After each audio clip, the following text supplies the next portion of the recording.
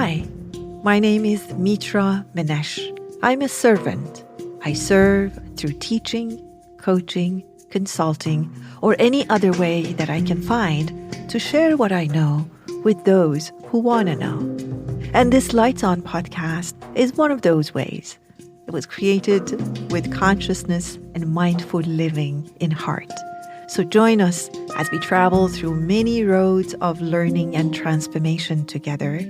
And if you enjoy our podcast, please give us feedback by rating us 5-star and share us with others if you think they may benefit from it. On behalf of my team, I thank you for your presence.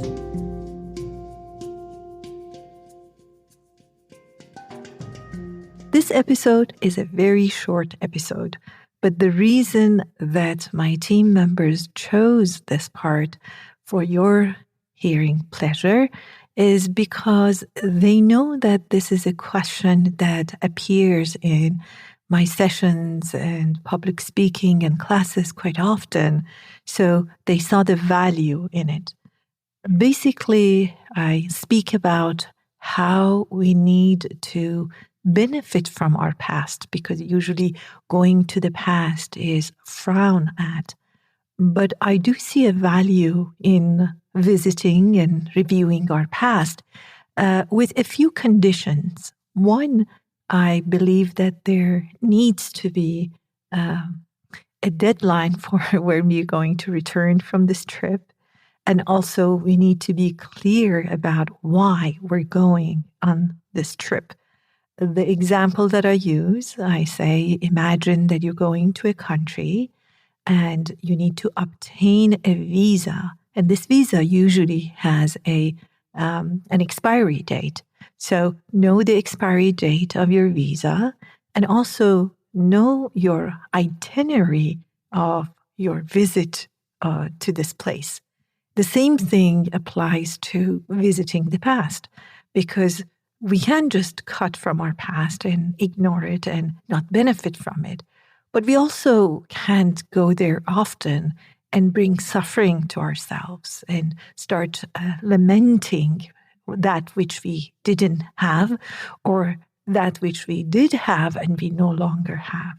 So this was a very interesting discussion and a question that appeared in our class about I think it was the internal boundary class. And somebody asked about what is the difference? How do we know once we take that trip? How do we know that the insight or the advice we're receiving is from our inner wisdom and not from our frightened mind? Because there was obviously an insight that this person had, was a practitioner that was asking this question. Obviously, there are many advisors that live within us, and we need to recognize their roles, and we need to be aware of their advice. Our frightened mind is fantastic for advising us about potential dangers, actual dangers that exist out there from time to time, not all the time. And the inner wisdom and deeper wisdom has a knowing about basically how we can thrive better. So our frightened and survival mind is fantastic for survival. And our inner wisdom is great for thriving, or thrival, as I call it. Anyway, let's take a listen together, and I hope that this short episode somehow serves you or serves someone you know. If you rely on the rational mind, the frightened mind, it will give you the fearful sort of version of the lesson. For instance, I give you an example. So say I had a really not good experience with people. Here's the frightened mind advice and lesson, and here's the wiser me lesson. The frightened mind says, people are bad, don't just make friends with anyone. Very fearful. Possible, I don't know, I can, but that would be very isolated. People are bad. Don't trust anyone. People tell me always, I learned not to trust anyone. Like, that's not a good idea. Here's the wiser self lesson. Find people that you connect with in their principle, and then trust them with your information and your connection. So do you see the difference? One has never, ever black and white. People good, people bad, which is like not true. The other one has a choice, always gives you a choice. When you have no choice and you are evering, nevering, all, like always, never, like these are frightened mind statements. It doesn't give you a choice. People bad, don't have friends, end of conversation.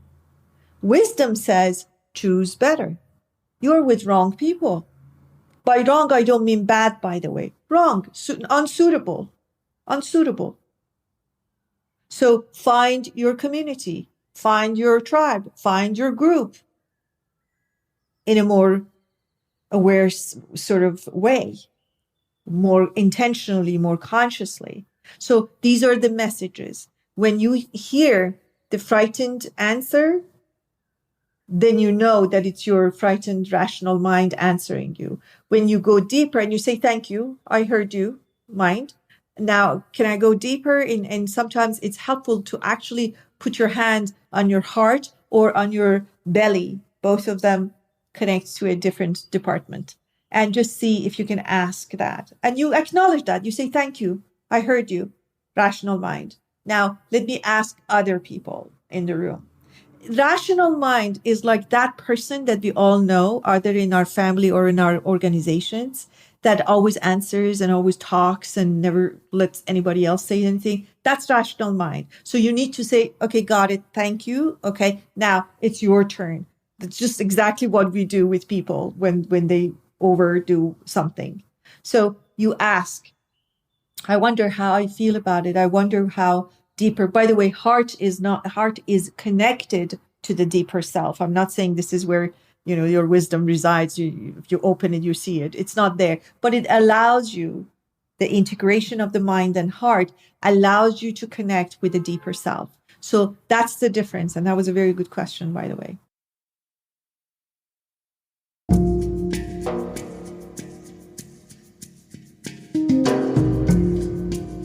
Hope this episode answered the question or two for you, or provoked and inspired questions in you. I'm so grateful you showed up and listened up. Until the next time, be well and stay curious.